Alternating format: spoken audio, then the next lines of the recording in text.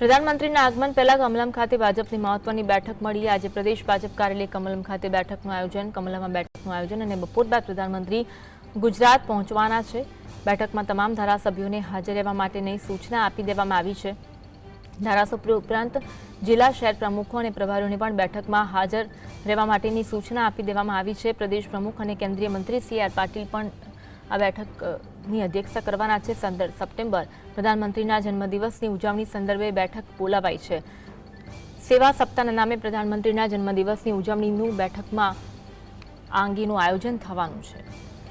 17 સપ્ટેમ્બરે પ્રધાનમંત્રીનો જન્મદિવસ છે, તે અંગે કેવા કાર્યક્રમનું આયોજન થશે તે અંગે બેઠકમાં ચર્ચા થશે। પીએમના આગમન પહેલા કમલમ ખાતે મહત્વની બેઠકનું આયોજન કરવામાં આવ્યું છે। કમલમ ખાતે બેઠકમાં તમામ ધારાસભ્યોને હાજર રહેવા માટેની સૂચના આપી દેવામાં આવી છે। પ્રદેશ પ્રમુખ અને કેન્દ્રીય મંત્રી સી.આર. પાટીલ આ બેઠકની અધ્યક્ષતા કરવાના છે। ધારાસભ્યો ઉપરાંત જિલ્લા શહેર પ્રમુખોનો પ્રભારી બેઠકમાં હાજર રહેશે। આજ અંગે વધુ વાત કરીશું, સંવાદદાતા જતીન ઓનલાઈન પર જોડાયા છે। જતીન, પ્રધાનમંત્રીના આગમન પહેલા જ કમલમ ખાતે મહત્વની બેઠકનું આયોજન કયા મુદ્દે ચર્ચા થશે?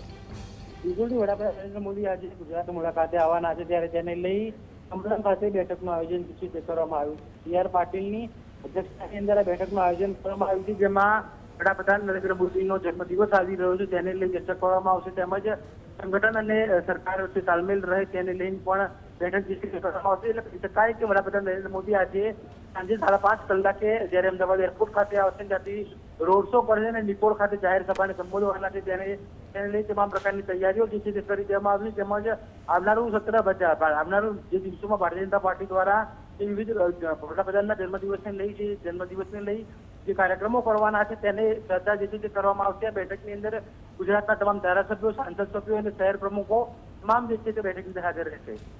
જી, આભાર જતીન માહિતી આપવા માટે।